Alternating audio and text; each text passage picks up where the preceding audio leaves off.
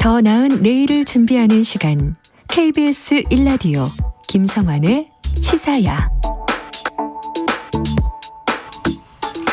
아픈 아이를 얻고 새벽부터 병원을 찾는 소아과 오픈런. 아이를 키우는 부모들 사이에선 이미 익숙해진 풍경입니다. 문제는 이런 상황에서 소아과 간판을 내리고 미용과 통증 등 다른 일반 과목 진료로 전환하겠다는 소아과 의사들이 줄을 잇고 있다는 건데요. 지금 소아과 의사들이 왜 이런 선택을 하고 있는 건지 임현택 대한소아청소년과 의사회장 연결해서 얘기 나눠보도록 하겠습니다. 교수님 안녕하십니까? 예, 안녕하세요. 네. 지금 소아과 오픈런 현상이 굉장히 좀 낯선 장면이기도 하고 그런데요. 이 소아과 진료 대란 지금 어느 정도 심합니까? 네, 지역별로 편차가 있긴 한데요. 예. 아이들 진료받는 게 동네 소아청소년과 의원부터 대학병원까지 아주 힘든 상황인 건 사실입니다. 근데 이렇게 환자가 많이 몰리는 게 봄철 유행하는 질병이 많아서 그런 겁니까? 아니면 다른 이유가 있는 겁니까? 네, 환절기 영향도 있고요. 예. 어린이집, 유치원, 학교, 집단 생활이 다시 시작되기도 했고요. 그리고 지난 3년간 아이들이 바이러스에 노출되지 않아서 면역이 없는 이유 때문이기도 합니다. 지금 환자 수도 많이 늘어난 측면도 있다. 이제 이런 건데요. 지금 네. 환자 수가 늘어난 거는 지금 잠깐 영향이라고도 발생할 수 있는 일시적 영향이라도 볼 수 있는데 지금 소아과의 환자들이 이렇게 많아진 거는 소아과 자체가 줄었기 때문이기도 하다. 이런 지적이 나오잖아요. 네. 근데 왜 이렇게 소아과들이 줄고 있는 거냐. 그 문제를 좀 본격적으로 얘기를 해봤으면 좋겠어요. 네. 지금 소아과를 안 하겠다고 의사들이 얘기를 하고 있다는 거 아닙니까?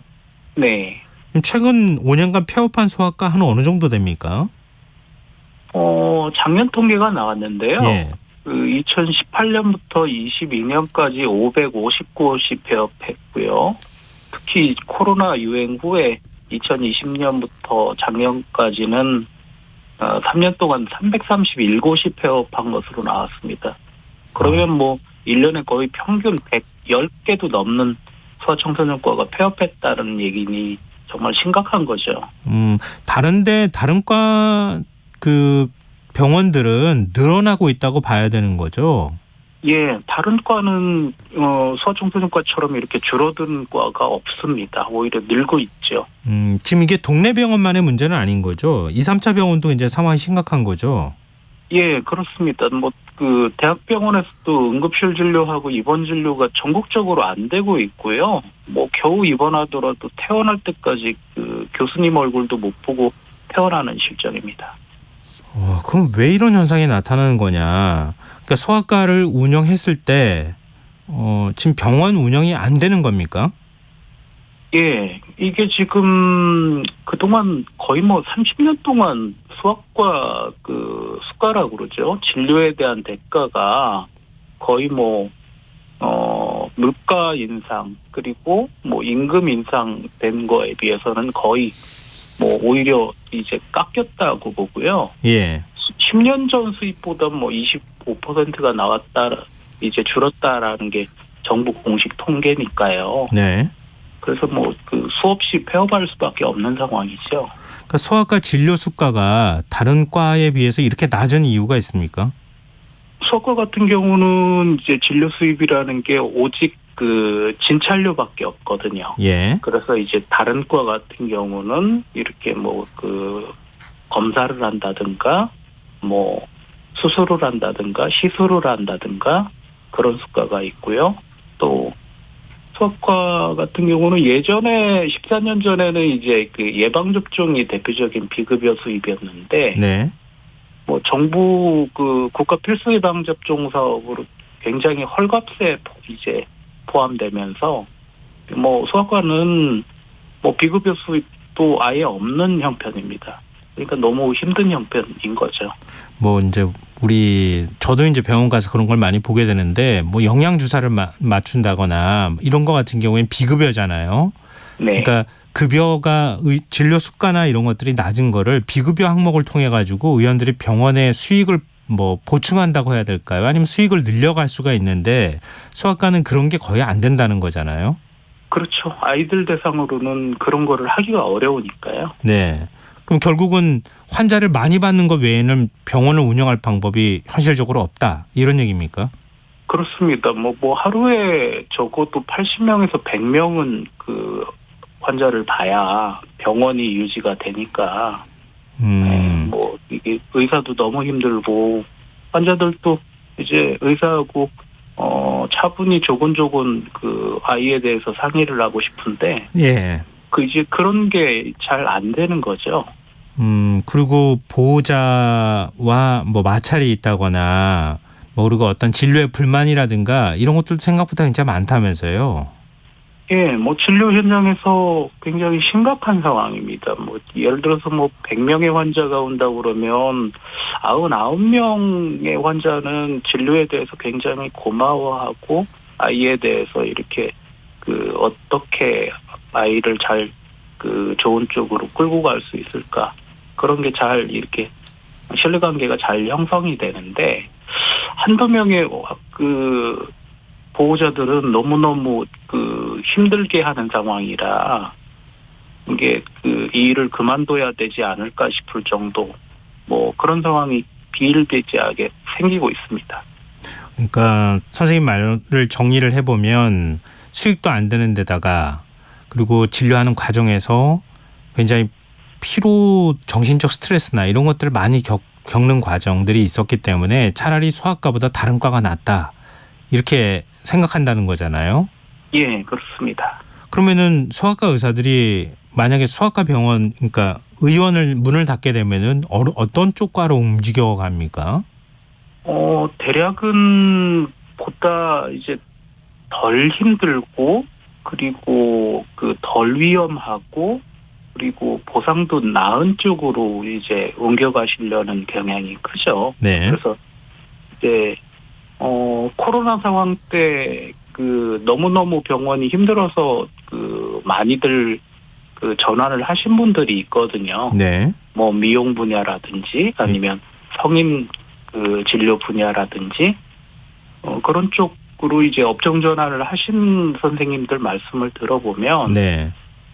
그동안 그 소아 대상으로 이렇게 그 진료를 하고 부모들 이제 그 대상으로 감정 노동을 하고 그랬던 것들이 진짜 너무너무 힘든 일이었구나. 그 새삼 느낀다고 하시거든요. 네. 네. 그래서 뭐 업종 전환 하신 다음에는 굉장히 이제 만족스럽다고들 하세요. 그럼 소아과 전문의 수로 말하자면 다른 과하고 비교했을 때는 어떻습니까? 성격이 좀 적거나 인원이 적거나 그렇지는 않은 겁니까? 저희가 그렇진 않습니다. 이게 그 소아청소년과 전문의 숫자로만 봐서는 절대 적은 건 아니고요. 네. 근데 이제 그 전문의를 따신 지 얼마 안 되신 젊은 분들도 이렇게 개업할 여건이 안 되거나 아니면 취직하실 여건이 안 돼가지고 뭐 그 내과에 취직하신다든지 뭐 요양병원에 가 계신다든지 미용병원에 취직하신다든지 그런 분들이 계시거든요. 네. 심지어 뭐 서울대 그 소아청소년과 의국이나 뭐 서울아산병원 같은 뭐 그 굉장히 유명한 의국 출신 분들도 그렇거든요. 예. 그렇기 때문에 이게 그 근본적인 구조적인 문제이지 이게 소아청소년과 전문의가 부족해서 생기는 문제는 아닙니다. 근데 지난번에 뭐 종합병원의 경우에도 소아청소년과 응급의가 없어가지고 부족해서 지금 뭐 제대로 그 진료를 못 받는 상황이다 이런 얘기가 나왔었잖아요. 네. 그거는 좀 다른 문제입니까? 이게 그 소아청소년과 의료 인프라 대란 상황이 이제 처음 생긴 근본적인 이유가 네. 대략 소아청소년과 전문의 반수 이상이 그 일하고 있는 동네 소아과가 무너진 게 첫 이제 문제가 됐고 예. 마지막에는 결국에는 대학병원까지 무너진 거거든요. 네. 그래서 이게 이 문제를 해결을 하려면은 동네 이제 소아청소년과 소아에 대한 대책이 나와야 되는데 지금 보건복지부 대책이 전혀 나오지 않고 있고요. 네. 그래서 단기간에 이 문제를 해결을 하려면 동네 소아과에 대한 대책, 그리고 그 대학병원에 근무하는 소아청소년과 레지던트한테 직접 이제 보상을 하는 그런 대책, 그리고 그 대학병원 소아청소년과 그 교수님들, 그리고 또 이 문제는 비단 소아청소년과 문제뿐만 아니라 소아외과나 뭐 소아신경외과나 소아심장흉부외과나 소아마취과, 네. 소아정형외과, 이런 소아 이제 라는 말이 들어가는 모든 과의 문제가 공통적으로 겪고 있는 문제이기 때문에 예. 그 대학병원에 근무하시는 교수님들한테 충분히 인센티브가 되게 본인에게 직접 이게 보상이 되어야 네. 해결이 되는 문제라고 생각을 합니다. 지금 말씀하신 거 보면 동네 소아과가 무너지니까 소아과는 전망이 없다고 생각하고 소아과 전문의를 지원하는 지원자 수도 줄고 대학병원의 레지던트도 소아과 진료 신청도 안 하고 그러니까 결국은 소아 청소년을 진료할 사람이 부족한 의사가 없는 이런 상황이 되고 있다는 거잖아요. 네네. 그러면 정부에 진료수가 올려달라고 요구하시지 않았겠어요? 정부는 뭐라고 합니까? 뭐 저희가 그 길게는 30년 제가 그 소아청소년과 의사회장이 된 것만도 만 7년이 넘었죠. 예. 그래서 계속 이거 지금 바꾸지 않으면 결국에는 소아 의료 인프라 다 무너질 거라고 누누이 얘기를 해왔었어요. 예. 근데 이제 그 복지부나 그 질병청이나 기재부 담당자들은 충분히 공감을 한다. 고쳐보겠다. 근데 이제 결국에는 그 자리에 2년 이상 있는 분이 없거든요. 네. 뭐 논의만 하다가 다 이제 그 자리 옮기고 논의만 하다 옮기고 그러다가 여기까지 온 겁니다. 그래서 결국에는 네. 이 문제는 그 보건복지부 혼자서 그 해결할 수는 없다라고 생각을 하고요. 예. 그 정부 여당이 같이 움직여야 되는 문제 아닌가. 예, 그렇게 생각을 합니다. 저희 청취자 백성준님께서도요. 우리 동네 소아과도 없어졌습니다. 아이가 아프면 집에 있는 소아과로 빨리 달려가야 하는데 이제는 택시를 타고 멀리 있는 대학병원까지 가야 하네요. 소아과가 없어져서 너무 불편합니다. 이런 의견 주셨는데요. 정부가 지난 2월에 그러니까 평일 야간에도 진료하고 주말에도 진료하는 달빛 어린이병원 전국 100곳까지 늘리겠다. 이렇게 네. 발표하지 않았습니까? 네네. 그럼 이거는 그러면 그 병원 가가지고 진료할 의사가 없다는 얘기입니까? 아니면 이게 이 대책이 실효성 있게 그럼 작동이 안 된다는 얘기입니까? 이게 몇 년 전에 이미 이 사업을 시작을 했었는데, 예. 뭐 전혀 더 늘지 않았던 사업을 뭐 숫자만 더 늘리겠다라고 복지부가 하는 건데요. 네. 왜 실패할 수 없는 밖에 없는 제도냐면 밤에 근무할 의사도 직원도 뽑는 게 거의 불가능합니다. 그리고 이 사업 취지 자체가 경증 환자를 응급실보다 적은 비용으로 소아청소년과 전문의 진료를 받게 하겠다라고 해서 시작을 했는데 네. 그 달빛병원에는 경증 환자만 오는 게 아니라 이따금씩 중증 환자도 오거든요. 예.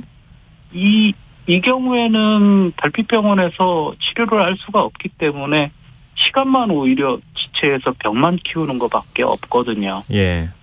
이미 실패한 사업에 자꾸 매달리니까 오히려 현장 상황이 더 악화만 되는 거고요. 알겠습니다. 뭐 말씀하시는 가운데 정부가 어떻게 대책을 마련해야 할지 방향성에 대해서는 다 언급이 됐던 것 같아요. 사실은 네. 뭐 상황이 굉장히 심각하다고 하는 것 자체 그것의 원인이 뭔가 이걸 한번 오늘 짚어보는 시간으로 기회를 만들면 어떨까 싶습니다. 오늘 말씀 고맙습니다. 네, 감사합니다. 네, 지금까지 임현택 대한 소아청소년과 의사회장이었습니다.